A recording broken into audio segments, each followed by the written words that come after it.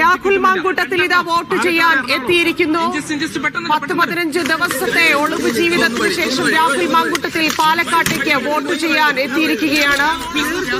മാങ്കൂട്ടത്തിനോട് മാധ്യമങ്ങൾ സംസാരിക്കാൻ ശ്രമിക്കുന്നു. മാങ്കൂട്ടത്തിലൊന്നും പറയുന്നില്ല, പ്രതികരണമില്ല. പതിവ് പോലെ ആ ചിരിയുമായി രാഹുൽ മാങ്കൂട്ടത്തിൽ പാലക്കാട്ടേക്ക് വീണ്ടും എത്തിയിരിക്കുന്നു. കൂടെയുള്ളത് കോൺഗ്രസുകാർ തന്നെയാണ് എന്നാണ് മനസ്സിലാക്കുന്നത്.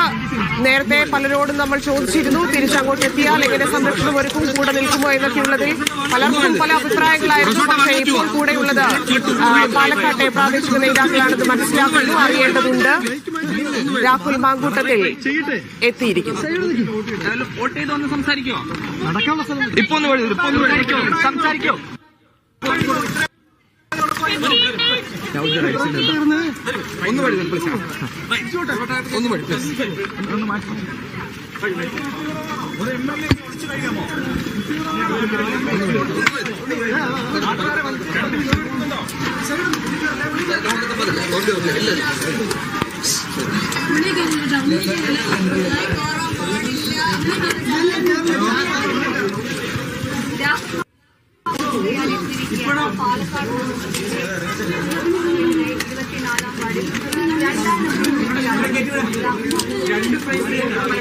പാലക്കാട് ഔദാത്രി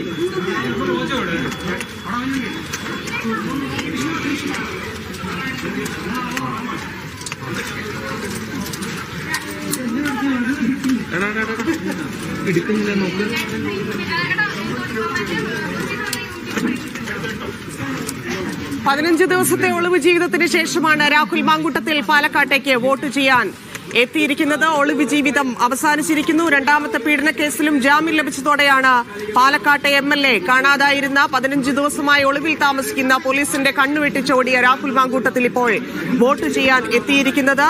പാലക്കാട് നഗരസഭയിലെ കുന്നത്തൂർമേട് സെന്റ് സെബാസ്റ്റ്യൻ സ്കൂളിലേക്കാണ് രാഹുൽ വോട്ട് ചെയ്യാൻ എത്തിയിരിക്കുന്നത്. അവിടെ ആദ്യത്തെ വോട്ടാണ്. MLA ആയതിനു ശേഷം വോട്ട് മാറ്റിയതിനു ശേഷം ആദ്യമായി അവിടേക്ക് വോട്ട് ചെയ്യാൻ എത്തിയിരിക്കുകയാണ്. നേരത്തെ സൂചിപ്പിച്ചതുപോലെ രണ്ടാമത്തെ പീഡന കേസിലും ജാമ്യം ലഭിച്ചതോടെയാണ് 15 ദിവസത്തെ ഒളിവ് ജീവിതത്തിൽ നിന്ന് രാഹുൽ മാങ്കൂട്ടത്തിൽ പുറത്തേക്ക് ഇറങ്ങിയിരിക്കുന്നത്. വോട്ട് ചെയ്തതിനു ശേഷം മാധ്യമങ്ങളോട് സംസാരിക്കാനുള്ള സാധ്യതയുണ്ട്.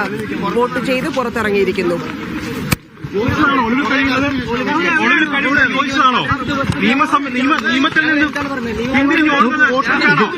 ഇവിടെ മാധ്യമങ്ങളെ കാണാൻ പാടില്ല.